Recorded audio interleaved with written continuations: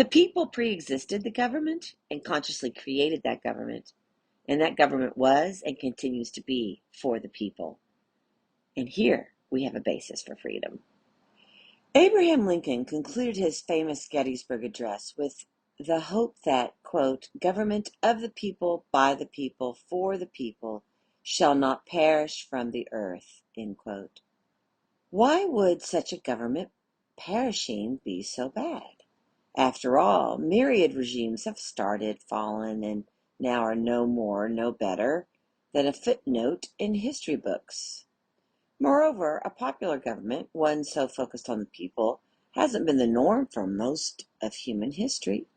But we should not be looking for the most famous nor the most common governments. We should be looking for the best. Lincoln does that, for he describes the essential components needed for a free society and a free government. Lincoln summarizes America's political principles through 3 phrases, each focused on the people.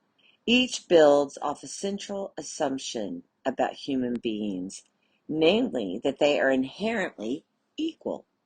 Thus, the origin of the political rule, the administration of political rule, and the purpose of political rule all must be grounded in the famous phrase of the Declaration of Independence that all men are created equal. For Lincoln, of the people, says that our government originates from the body of citizens. The people pre-existed the government and consciously created that government. This point greatly matters. In political philosophy, much is said about the nature and location of sovereignty, ultimate, unrivaled authority to rule. Lincoln succinctly says that the people are sovereign, that political power originates with them. The authority of governments, by contrast, is delegated, derivative of the people's power. Nor was the government the creation of one proto-king or a few elites. The people together were the source. In this quote, we have a basis for freedom. If the government created the people, then we would exist to serve it. But if the people established the government, then the government must serve the people. Or if one or a few had done so, the rest of the people would be subject to him or to them.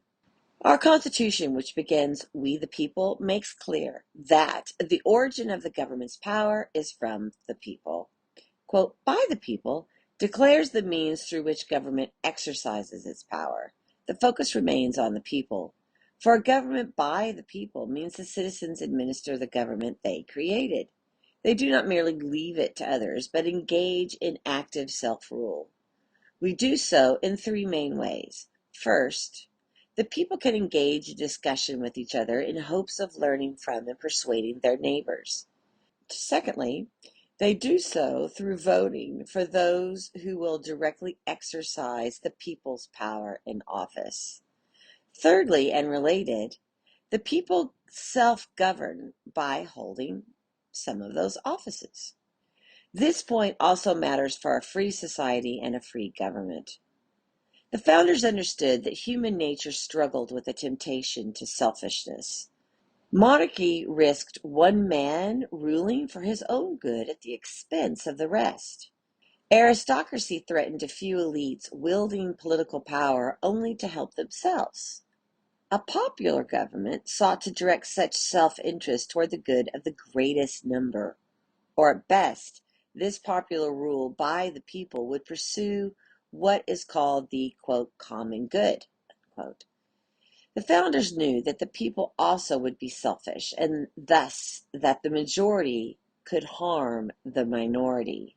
But they thought the majority will would mirror the common good more than the whims of one or a few.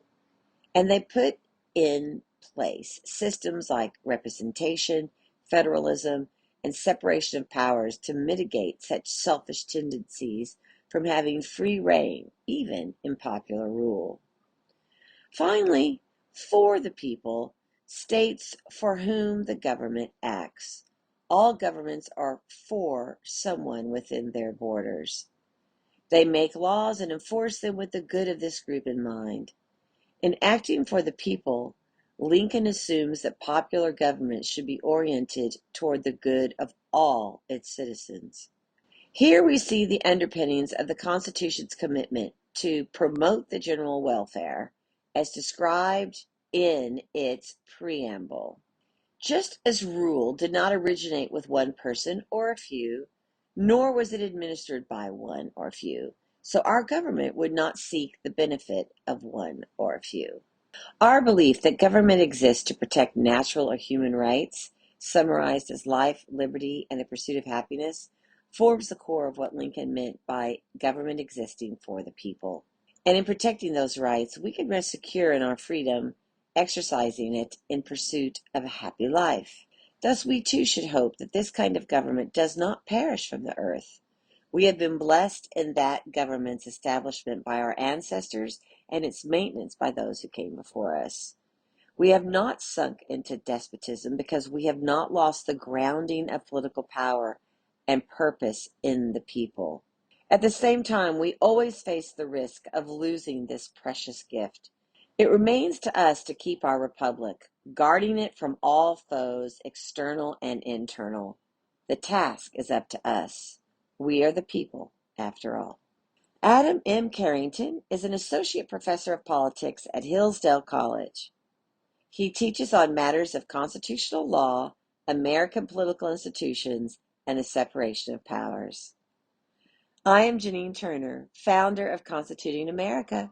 I and Kathy Gillespie, Constituting America's CEO.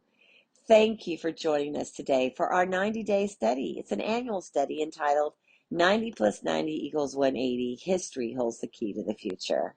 Please spread the word via email, text, phone, in person, social media, because knowing the principles of our American founding is really actually pretty vital. History does matter.